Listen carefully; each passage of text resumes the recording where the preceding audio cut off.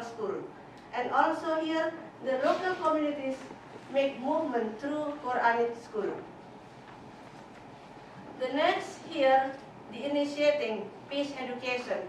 That in Muslim society, especially 11 September 2001 case has made the Muslim society to highlight importance of peace education.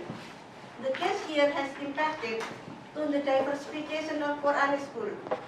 And of course, the parents here, the teachers, teachers here want to give or infusing peace education to the children as early as possible. Because the children here are, for preschool and elementary school levels, are particularly vulnerable to the effects of actions related to the violence. And then also here that Quranic schools in the target have anticipated the movement of radical people.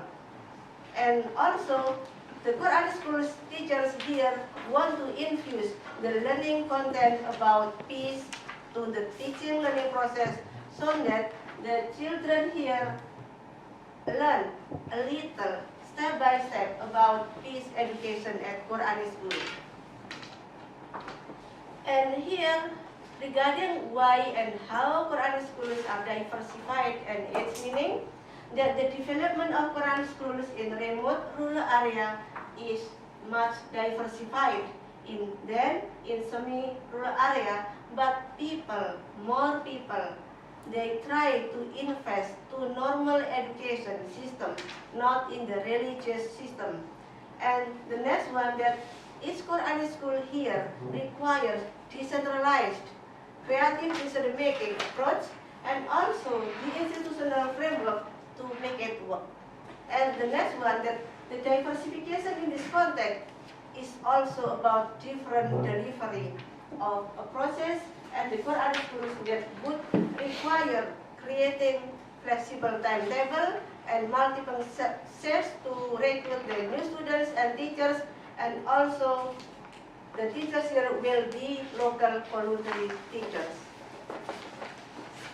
And here I successfully the study found out that the results of diversification process. And also here I would like to answer the 4 questions that I raised for research questions. Here that the first one, why and how Islamic education, especially Quranic school diversification, have started in rural Indonesia after 1980s.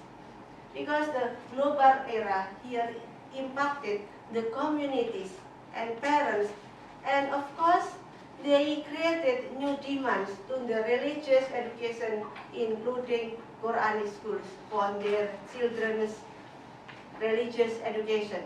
And the second one, that the diversification process here of Quranic schools in the target area has 3 stages that I have mentioned before.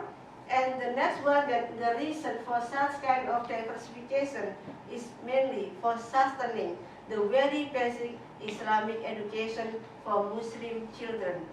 And the next one, the process of diversification basically is conducted or done by the main teacher, that are Kiai.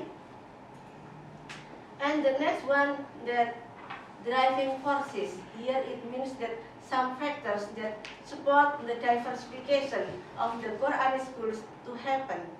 And here there are 2 factors from internal, for example, the achievements of the teachers or young successors, young generation. And here they do the reform also in the teaching method, and other terms is in teacher training and curriculum. And the next one from the external, for example here globalization, industrialization, as well as the economic development or social change in the societies. And regarding the reform styles at Quranic schools, normal schools, mostly, always, do the reform every year. But for Quran schools, in the other hand, that no institutions which want to do the reform. So young generation here must survive to those competitions. And of course here that they have initiated the reform of teaching content too. And the next that each Quran school had to respond to local demand. So that each Quran school had to adapt various types of reform contents on the three figures that I will show you later. And here basically reform styles in Quran school system